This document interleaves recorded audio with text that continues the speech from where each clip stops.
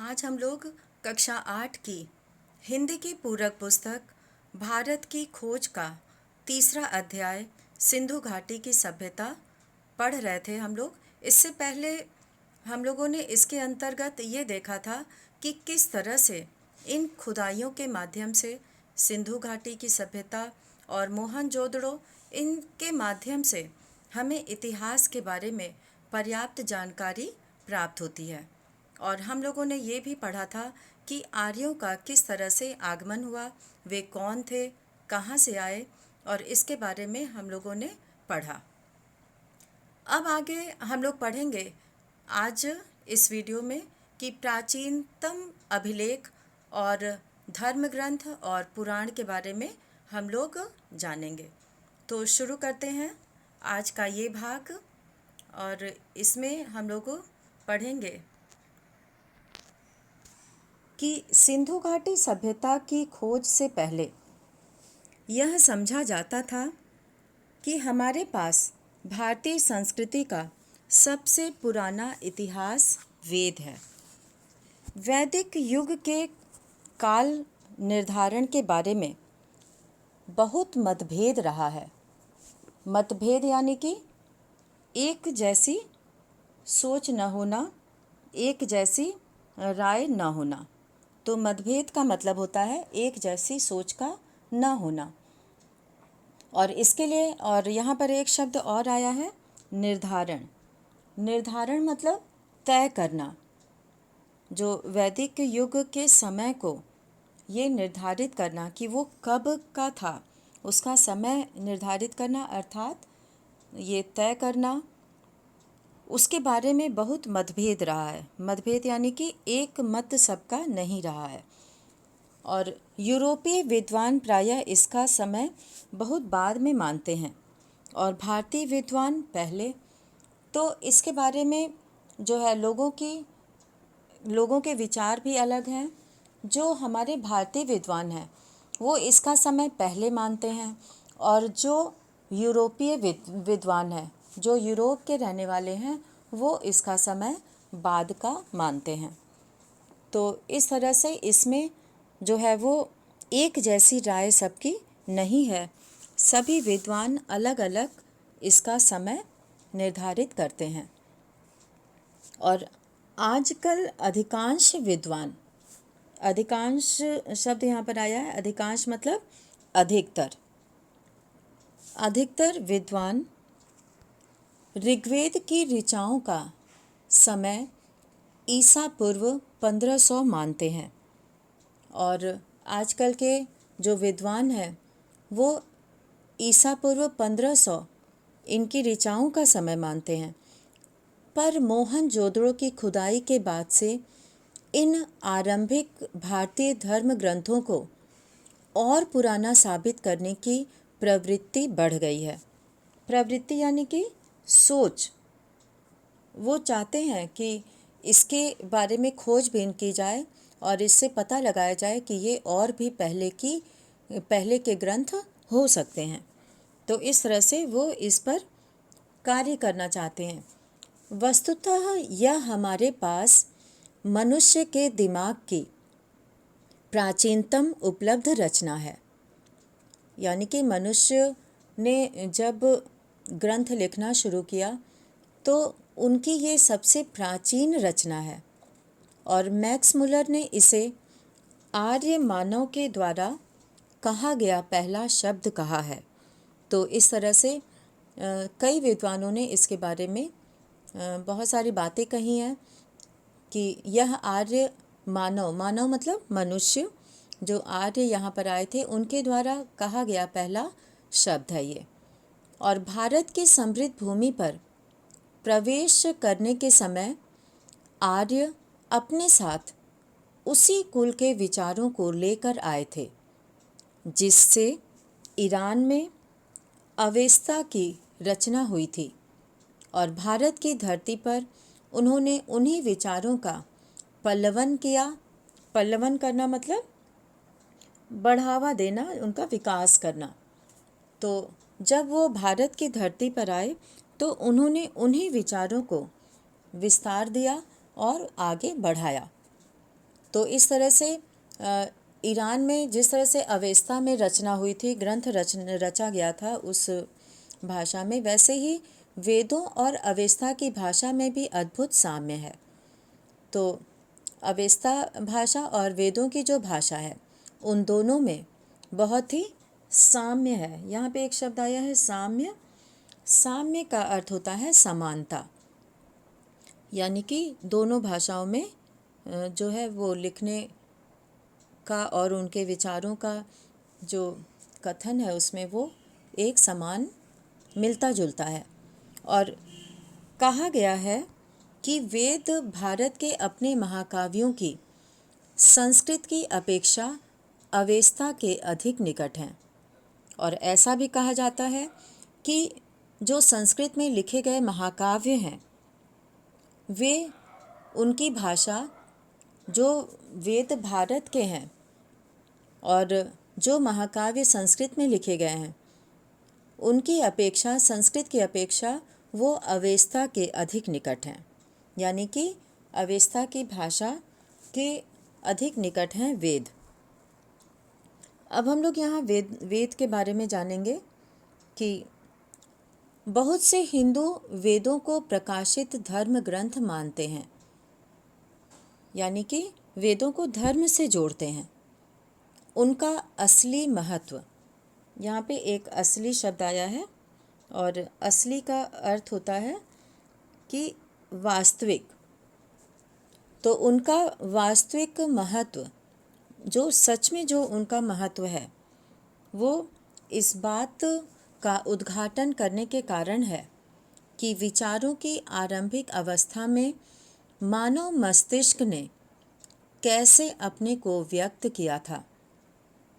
अब वेद में जो वर्णन मिलता है, वेदों को बहुत लोग धर्म ग्रंथ मानते हैं, लेकिन जो वेदों में विचार व्यक्त किए गए हैं, जो वहाँ पे वर्णन किया गया है, उसके आधार पर ये बताया जा सकता है कि मनुष्य के मस्तिष्क ने अपनी बुद्धि से कैसे अपने आप को इसमें जो है अपने विचार व्यक्त किए हैं, किस तरह से अपनी सोच को दिखाया है। और वह मस्तिष्क सचमुच कितना अद्भुत था, यानी कि वह दिमाग, वह सोच बहुत ही अद्भुत था, यानी कि आश्चर्यजनक था।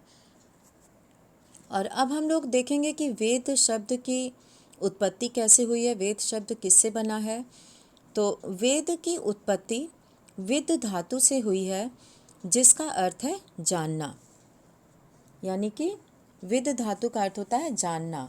तो वेद का भी सीधा साधा अर्थ है जानना, अर्थात ज्ञान का संग्रह करना। तो अपने समय के ज्ञान का उन्होंने संग्रह किया था और उसमें न मूर्ति पूजा है न देव मंदिर। और ये भी बहुत आश्चर्य की बात है कि इन वेदों में कहीं भी किसी भी मूर्ति की पूजा करने का कोई भी वर्णन नहीं है और न ही किसी प्रकार की मूर्ति का नाम है, न देव मंदिर, और वहाँ पे देव मंदिर भी नहीं है।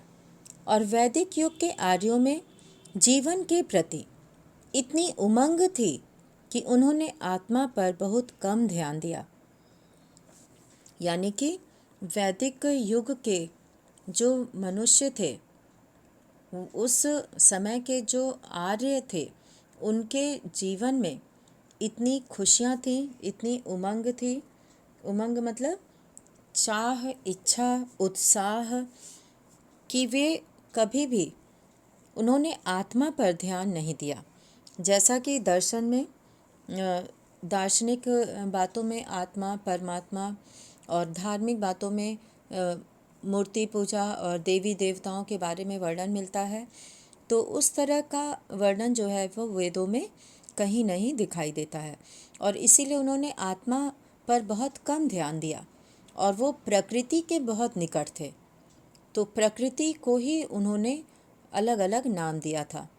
वे मृत्यु के बाद किसी प्रकार के अस्तित्व में बहुत अस्पष्ट ढंग से विश्वास करते थे, यानी कि जो पुनर्जन्म की धारणा होती है, मृत्यु के बाद फिर उस आत्मा का अस्तित्व होना, यानी कि उस आत्मा की पहचान होना, इस बारे में वे बहुत ज़्यादा नहीं वहाँ पे वर्णन मिलता है, कुछ भी स्पष्ट रूप से वहाँ नहीं कहा गया है और वो उस पर विश्वास भी नहीं करते थे, क्योंकि वो आत्मा के बारे में कुछ भी नहीं सोचते थे और इस पर वो विश्वास भी नहीं करते थे।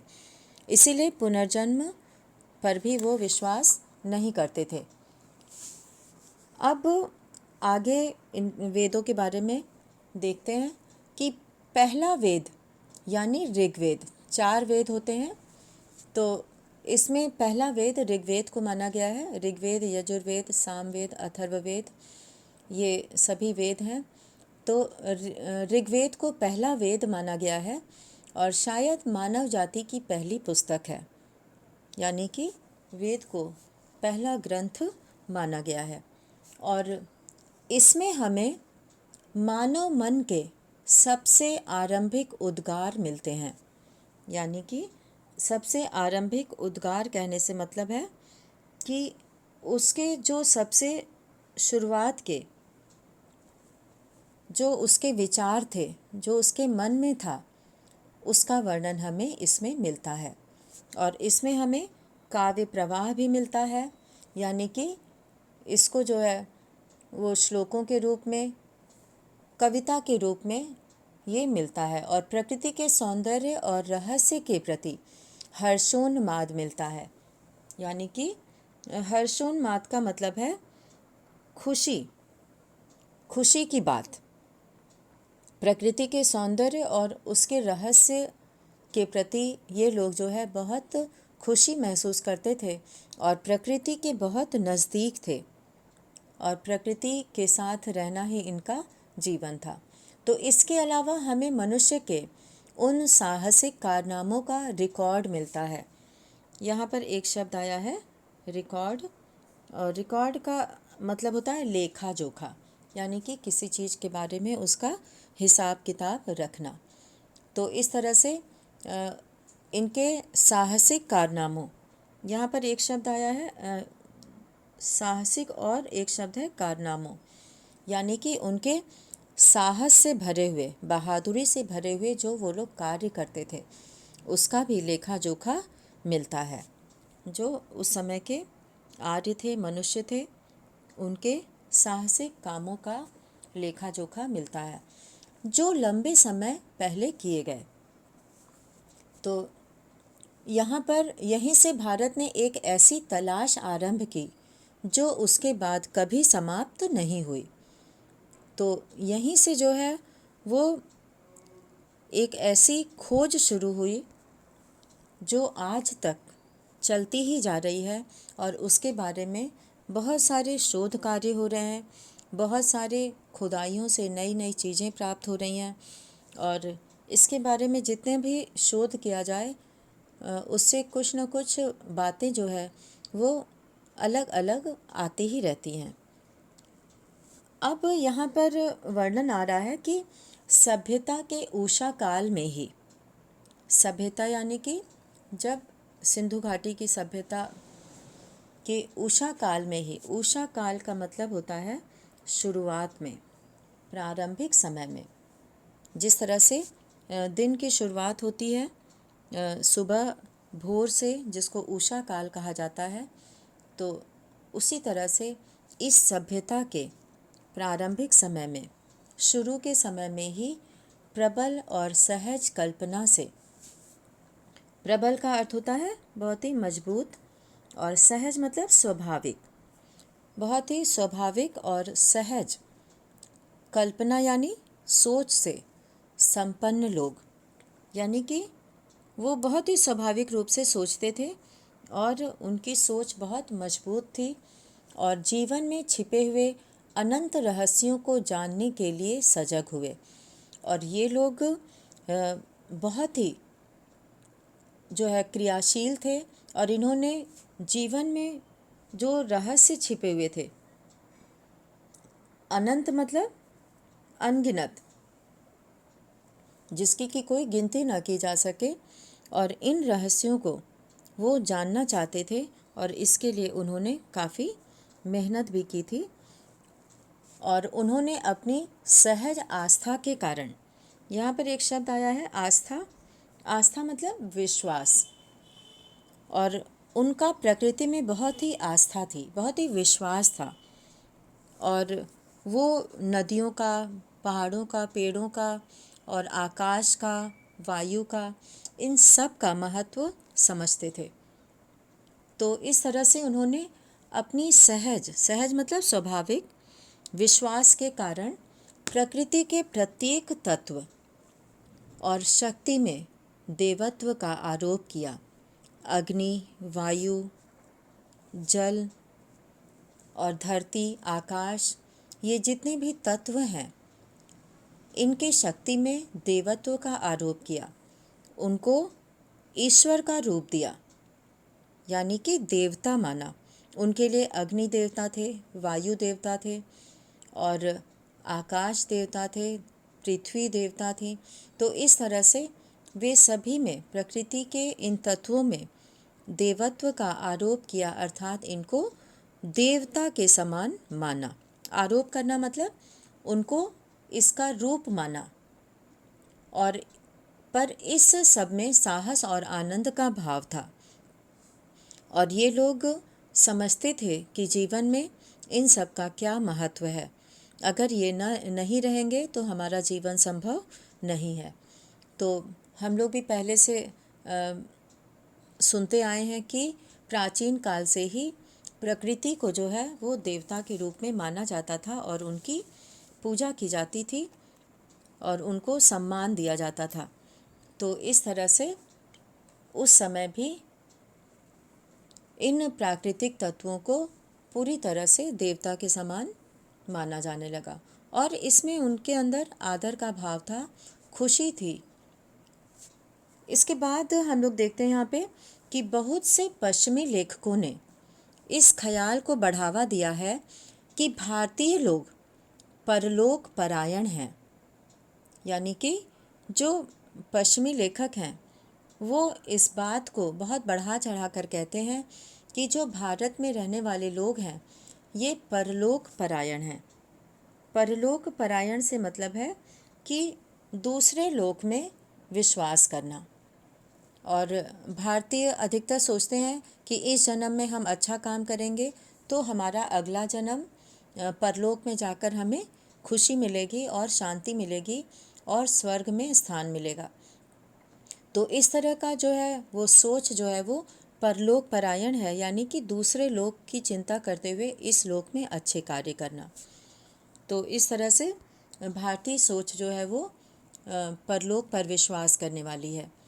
और मैं समझता हूँ कि हर देश के निर्धन और अभागे लोग एक हद तक परलोक में विश्वास करने लगते हैं जब तक कि वे क्रांतिकारी नहीं हो जाते। यही बात गुलाम देश के लोगों पर लागू होती है। यानी कि जो निर्धन और कमज़ोर होते हैं, जो आर्थिक रूप से और भी कई तरह से वो निर्धन होते हैं और कमज़ोर होते हैं, तो ऐसे लोग इस पर विश्वास करने लगते हैं। उनको लगता है कि हमारे भाग्य में यही है और वे जब तक इसके लिए आवाज़ न उठाएं तब तक वो अपने लिए ऐसा ही सोचते हैं। और गुलाम देश के लोग भी ऐसा ही सोचते हैं। अब हमारे भारत में भी और स्थानों की ही तरह, यानी कि दूसरे जगहों की ही तरह, विचार और कर्म की दो समानांतर विकसित होती धाराएं दिखाई पड़ती हैं। यानी कि विचार अर्थात सोच और कर्म यानी कि जो किया जा रहा है, जो कर्म है, जो काम वो कर रहे हैं, उनमें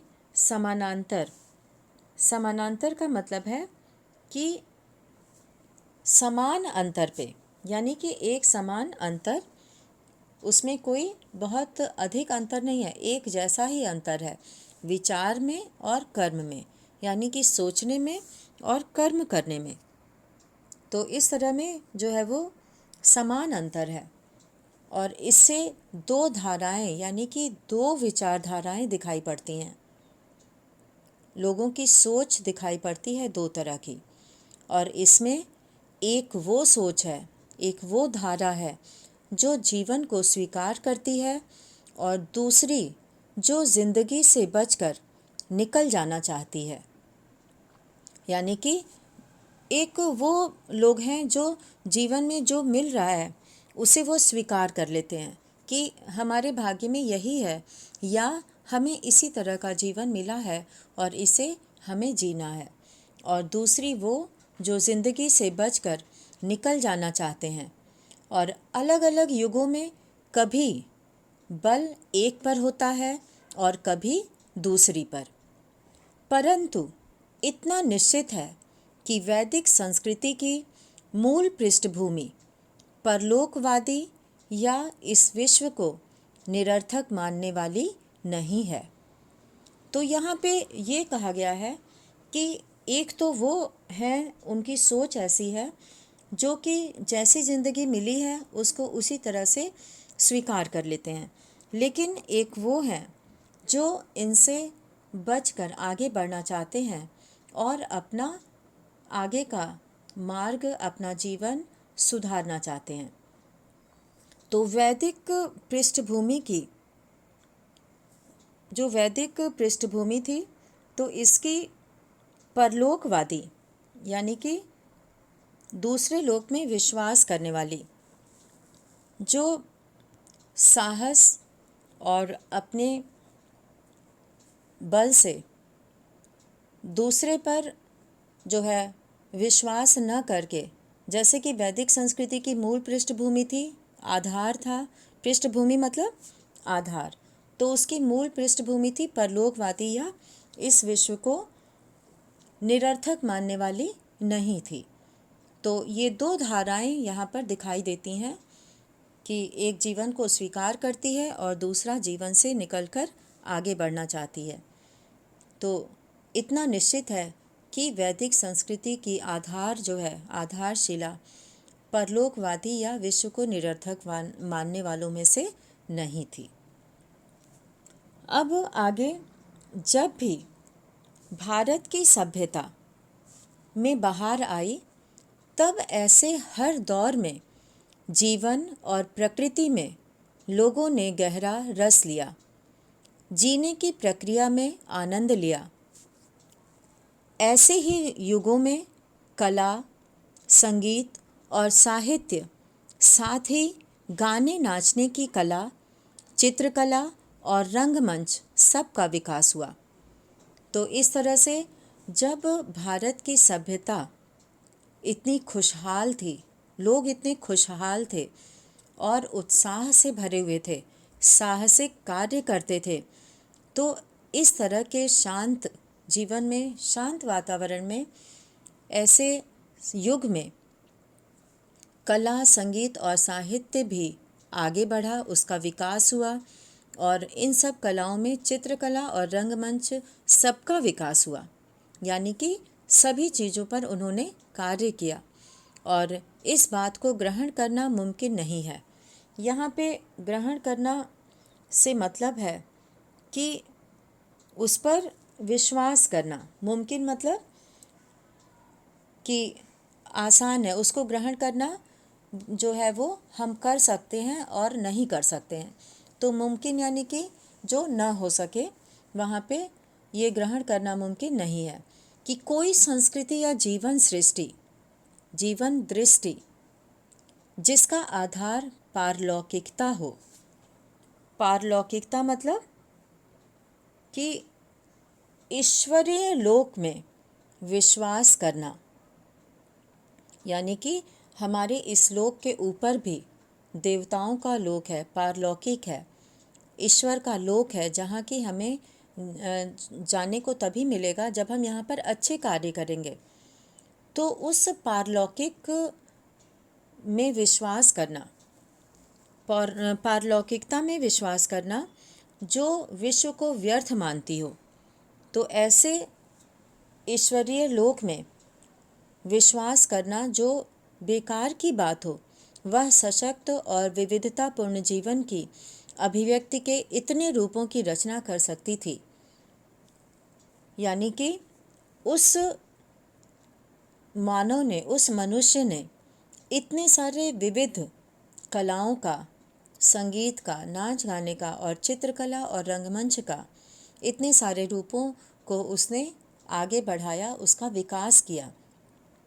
और कोई संस्कृति जो बुनियादी तौर पर पारलौकिकतावादी होगी वह हजारों वर्ष बनी नहीं रहेगी।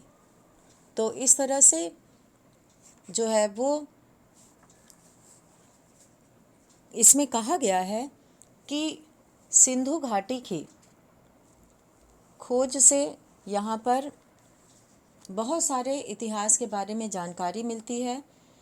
और यहाँ पर हम लोगों ने देखा कि किस प्रकार भारतीय संस्कृति के संदर्भ में भारतीय और पश्चिमी विद्वानों के बीच के अलग अलग मत थे। और पश्चिमी देशों के इतिहासकारों का मत था कि भारतीय लोगों का परलोकवादी सिद्धांत बहुत हद तक सही है।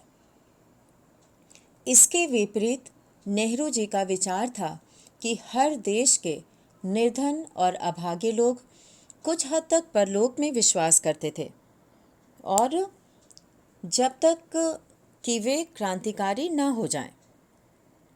और वही बात गुलाम देश पर भी लागू होती थी।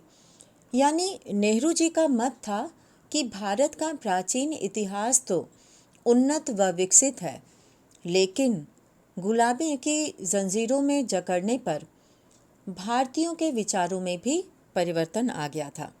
यानी कि कुछ तो वैसा ही जीवन जीने के आदी हो गए थे, और कुछ जो है अपने विचार बदल रहे थे, और वे चाहते थे कि इसमें बदलाव आए। और इसमें हम लोगों ने ये भी देखा कि किस तरह से वेद का संबंध जो है वो अपने समय के ज्ञान का संग्रह करना है। वेदों में उस समय के ज्ञान का संग्रह है, और इसमें मूर्ति पूजा और देवताओं के मंदिरों के लिए कोई भी जगह नहीं थी, कोई भी स्थान नहीं था। और आर्यों ने अपने इस खुशहाल जीवन में आत्मा पर भी बहुत कम ध्यान दिया।